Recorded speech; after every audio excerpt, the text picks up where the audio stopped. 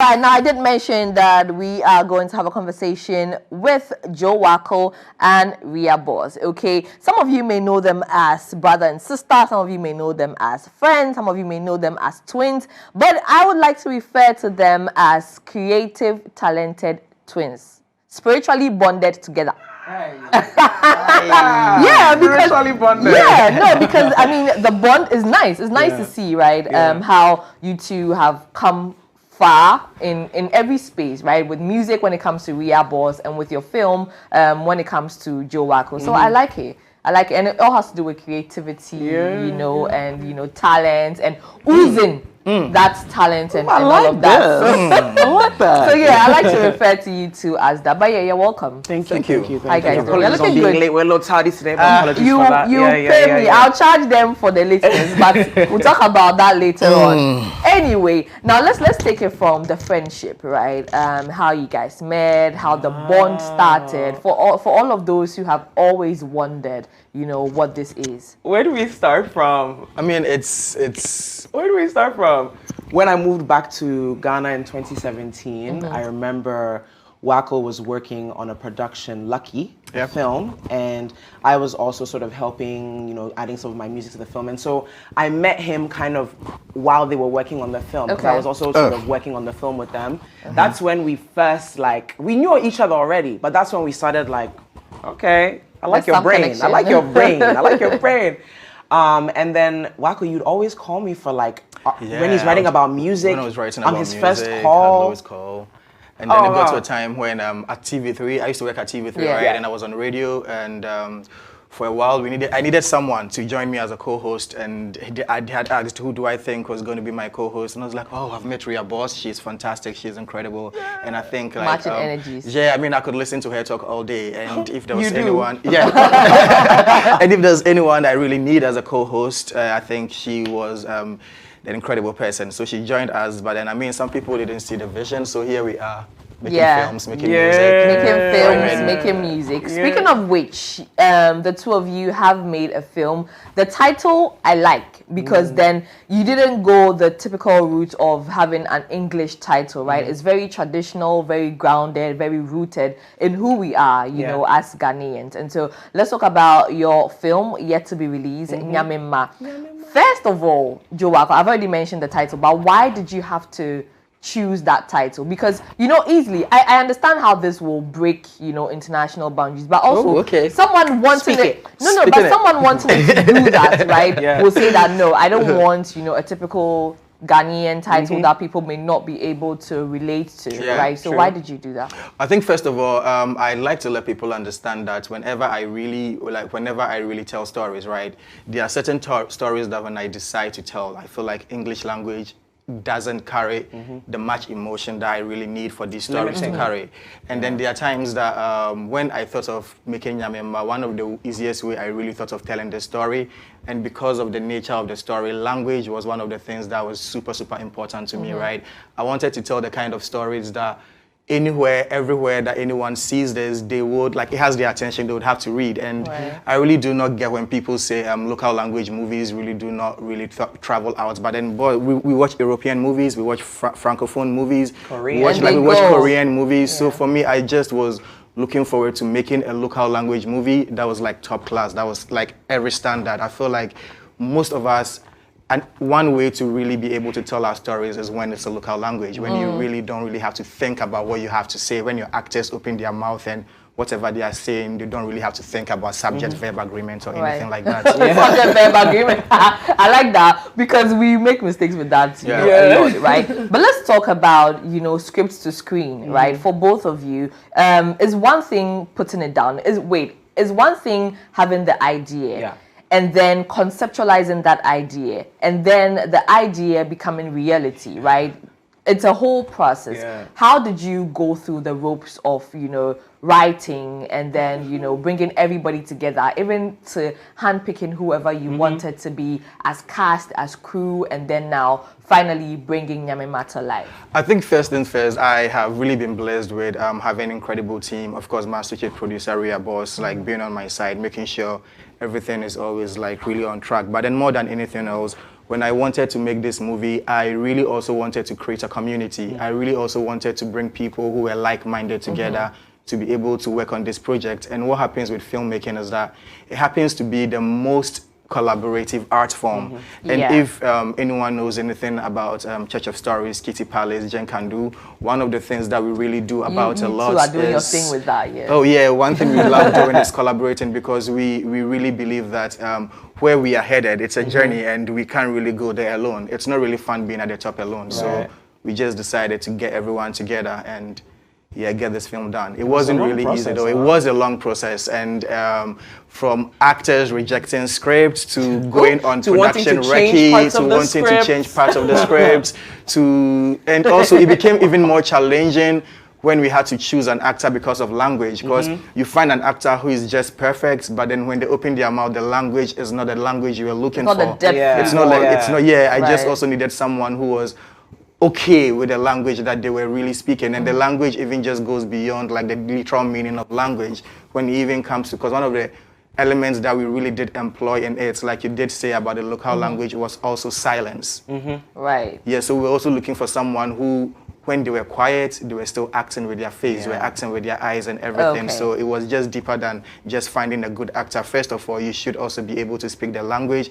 And one of the language that we used most in the film is silence. You should be able to act when there's no script or when there's no dialogue. So that was also very challenging. Silence as a language. Exciting. As a language. But riaboss, you are an associate producer on Nyame. So from the time joewackle was writing, I'm sure you knew he was writing. Yes. So I'm not going to say from when he brought you the script. From when he started writing, what was it for you? What was that interest for you to also want to hop on as associate producer? And if you were not associate producer, would another option be for you to be in it? Okay, well, I think it would come as no surprise that I'm extremely dramatic as a person, right? And so I've always been interested in acting. But I think aside that, I've also been very interested in filmmaking myself. And so I saw it as an opportunity to show my own kind of flair. Because I know when he was writing the script, he would always come and ask for different advice. And I think offering that advice, but also with my creative art house, Kitty Palace, also offering logistical supports, because some of the scenes were even filmed on our compound as well. And so for me, it was an opportunity to show that, I'm a cat that wears many hats, obviously, singer, songwriter, entrepreneur, but I'm also very much really into movies and films and helping films, especially telling stories, I think, that aren't necessarily always told. This film really talks about grief, talks about loss, and I think it's something that though we all feel, we don't always talk about it. Yeah, I want to touch on that later, but we don't talk about how it changes us or how it changes our relationships. And as somebody myself who I don't necessarily speak local languages very well, it was also an opportunity for me to learn. And so I think it's really awesome, and watch out for more films. But I also was watch out for more. Looking forward to that. Yeah, watch out for more for sure. Looking forward to that. But touching on, some of the subject matters in the film, grief, loss, and the afterlife, right? I mean, one way or the other, we've all experienced grief to an extent, even if it's not physically losing someone to death. It's one loss or the other where you grieve over, certain things. But for the movie, how did you both translate personal life experiences, into that? Because I understand that, you are filmmakers or you are creatives, but how they say art imitates life, right? So that's what I'm asking about. How did your experiences feed into it? Okay, so yesterday we had a privilege to screen a few minutes of the film to these exchange students from already Ghana. So you get what I mean when I say that it's going to break boundaries. Also positioning is really important. And we actually did speak about grief and how grief was used in the film, right? Where most of the time when Ghanaians are grieving, or Africans, when we are grieving, it's very dramatic. It's very your mother could lose someone, and within a span of an hour, people are calling, phone calls are coming through, not giving people the chance to really comprehend or go through the emotions of everything that was happening. So personally for me, right from the hook, right from the very first voice we hear in the film, like it really captures us, and it takes me back to a space, to a point when, like, it takes me to the very first time I heard that my brother had passed. So for me, like, grief was something like an element that I just wanted to really go all out and present grief to people, but not in the very exaggerated, in the very dramatic way, but in spaces that makes you really, really internalize it, makes you really think about it and take everything introspect and go back into. And we forget that grief is very personal, right? Yeah. And so I think what the film does a really good job at is showing how personal grief is. It is not necessarily like a group activity, because we all feel that grief very differently. And so I think Wackle did a fantastic job of being able to show that, and the lead actor, Kobina Sam, is fantastic. So really, you're in for a treat. Yeah, and also when even BTS, I can't wait. And also when it even comes to grief, it also feels like most of the time there is always space and there's always community for women, not like every woman, but most of the time our society makes space for women, and when men are grieving, it's very isolating. Like there's no space for men to grieve, so it becomes super isolating. And when you watch the film, you get to have like a sense of it where our character comes home. When he's home we get to see his mother with a community of women where we call Imaku.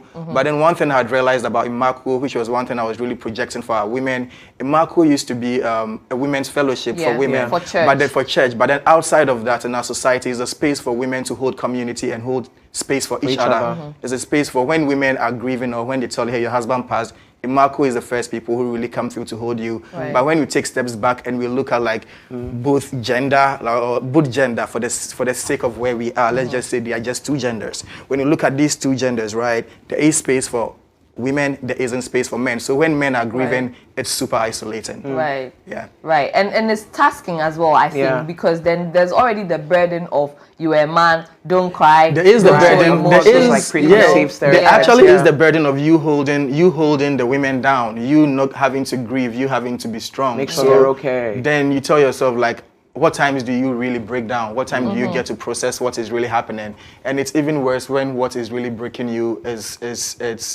it's more than just death. Right. Yeah. Right. I honestly don't believe that men shouldn't cry. I think, Thank you. cry. I don't know why you're holding back your emotion, because what I notice happens is once you're holding back on any emotion at all, it translates into other things. Something else. Into other things. And then you take it out on people in a way that nobody even has anything to do with whatever you're going through, right? But you're taking it out on these people. So I like that you guys are putting, this in Nyame. But let's move a little away from the film and talk about our industry, right? In supporting young creatives, who want to do this. Did you guys have any funding? Because you went out of Accra as well to shoot this, right? Was there any funding, any support one way or the other, or was it out of pocket? Oh, I mean, I have been super privileged to have got like quite some funding for the last two projects I had worked on. Nice. So, and that's the beautiful thing. I really wish when people really talk about the movie industry and people really speak about we trying to move the industry forward, first of all, like funding is very, very important and grants. And when I talk about funding and even the whole point of grants, right, people ask, what about the returns? But then honestly, for some of us, the work that we do, we just need funds and we don't need to give you a return because we are documenting like in a space where everything works, right? We are part of the cultural space where we are the reason why the culture moves on. And people like us should be able to create content or to be able to make films or to be able to tell stories without having to think where the money is coming from. These things should be made available. And when we keep telling stories like this with fans from outside, like all these films are told, like most of the fans, these two stories, fans had come from outside. When fans not from Ghana. Not from Ghana. When fans for films like this. The fans that came from Ghana were from his personal pocket. Right, the fans that came from Ghana, the fans that came from Ghana was from my personal pocket. So when we start to tell these stories, right, and the fundings are coming from outside, these people get to dictate how we dance. Right, they get to dictate how you dance. Because so at the end of the day, their money is on the table. Their money is on the table. Exactly. So if we really want the industry to move on, I mean, it's really nice when people really come on TV and talk about a lot of things, but then the borderline is that if there is no funding, bro, we'll come back every year and talk about this same thing. But even if the return on investment is not immediate, like in the long term, there should be some return. And one of the things people also need to understand is that when you really want to like invest in art or even let's take film for example, because that's what I do and that's what like I know best, right? The thing about filmmaking is that there are certain films that we love that in 4 years, in 10 years, in 6 years, it blows up again and it's global, it's everywhere, everyone wants to. And also with the kind of film we are telling or with the kind of story that Nyame is one of those films that it's going to be there forever. It's going to sit in academic spaces. It's going to sit in museum.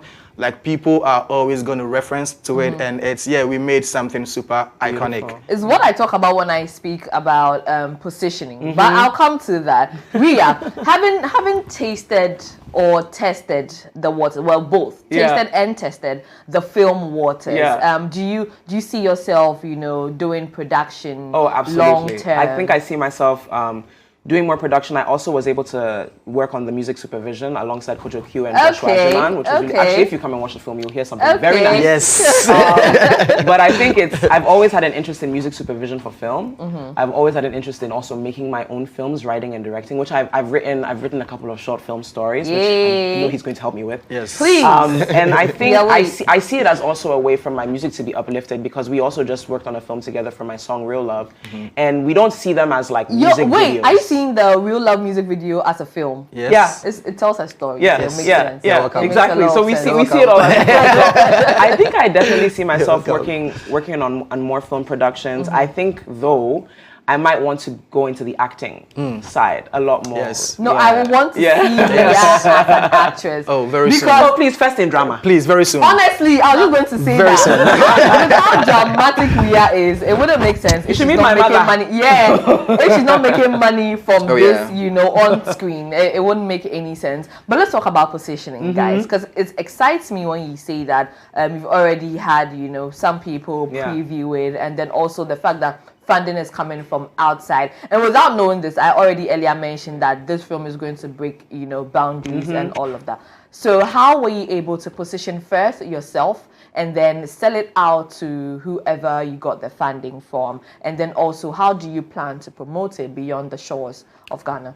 I mean, first of all, everyone who has been following my journey for a while knows I am very particular about the kind of stories I tell. Like, storytelling is super important to me. It's not just a matter of making films. If it were that, I would be dropping films like every other year. But then I just needed to take time to really find my voice, right? From Lucky to Boys Know the Cry to Goodbye Gold Coast, and then to Nyame. If you really follow these stories, you realize that what this story does is they actually raise really relevant yet uncomfortable conversations that we really are often swept under the carpet. You get me? Yeah. So for me, it has really been a journey for getting to this part, right? And for the people to really reach out to me.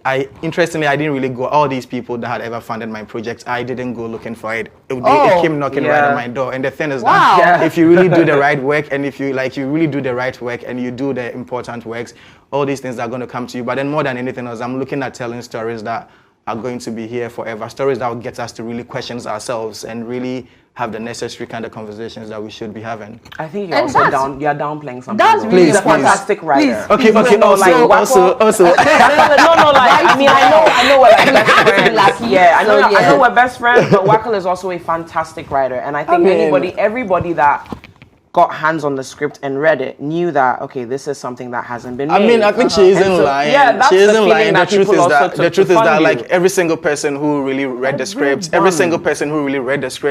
was blown away to the point that it made the kind of conversation even easier. Right. It was like, it got to a time where if I hadn't called them, they'll be calling me, yeah, are we shooting the movie? What's up? Because it's so good. And it's one thing that I had realized with all my films. From here, I'm going on set from here. I'm working on my next film. Oh, nice. And for that, it's, when I spoke to this actor, the actor I've cast for this film is someone I've been watching since I was a baby, an incredible, phenomenal veteran, right? When I spoke to him on the phone before he read the script, he was like, wow, send the script my way.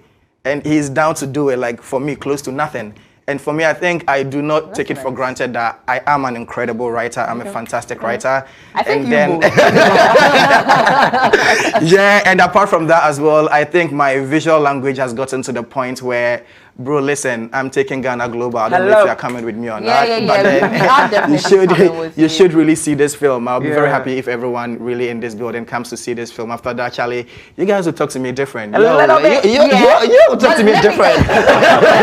We are give us, the aims to when the movie is going to be premiering, the dates, the venue, and all of that. So we are going to be doing a private screening of Nyame on the 5th and 6th of March at Bureau, which is in Osu, next door to Jamestown Coffee. Okay. The experience is going to be very unique. There's going to be 2 showings every evening. Okay. Only, how many is it? 40 people Only each? 40 people. 40 people per screening. Okay. So just make sure So when that'll you're be buying 116 total. Exactly. So just make sure that when you're buying the tickets, you look at the times because it's very specific. We want to make sure that it's also intimate, and we're trying to bring cinema to contemporary art spaces. And so you'll come and see some of the props we use in the film. There's also going to be some very interesting installative things happening, but it's not just a film screening. It's going to be an experience. Exactly. It's bringing the film to life for all these lucky people who will get to preview it before we go on our festival run. When are you starting the festival run, by the way? We are starting the festival run by June. Yeah. Okay. I mean, we've submitted to some festivals already.